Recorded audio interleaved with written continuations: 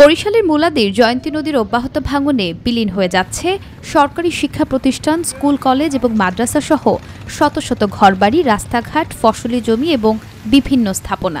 ভাঙন আতঙ্কে দিন কাটাচ্ছেন জয়ন্তী পাড়ের বহু মানুষ। যুগ যুগ ধরে এই জয়ন্তী নদী ভাঙছে তো ভাঙছেই, এপারের মানুষ ওপার যায়, ওপারের মানুষ এপার আসে। এই জয়ন্তী নদীর কারণে শত শত পরিবার আজকে নিঃস্ব হয়ে যাচ্ছে। 200 পরিবার নিঃস্ব হয়ে গেছে। আমাদের বাড়িঘর 3 বার ভাঙছে। গত কয়েকদিনের নদী ভাঙনে উপজেলার শফিপুর ইউনিয়নের চরমালিয়া গ্রামের ব্যাপারীহাট নামক স্থানে প্রায় 1.5 কিলোমিটার এলাকা বিলীন হয়েছে নদীগর্ভে। ভাঙন থেকে বাঁচতে এরই মধ্যে কয়েকশো ঘরের বাসিন্দারা তাদের ঘরবাড়ি সরিয়ে নিচ্ছেন অন্যত্র।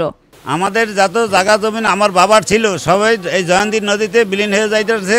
আমাকে এখন থাকার মতো কোনো জমিন নাই।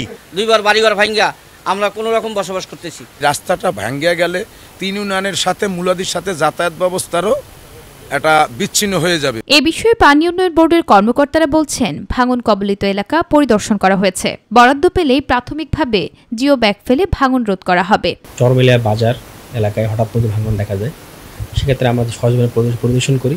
সেখানে নদী ভাঙনের দৈর্ঘ্য প্রায় 150 মিটার। আমরা অলরেডি এই জন্য আমরা বরাদ্দ চাই রাখছি 2.5 কোটি টাকা। যদি আমরা বরাদ্দটা পাই তাহলে আমরা দ্রুত কাজ শুরু করবো।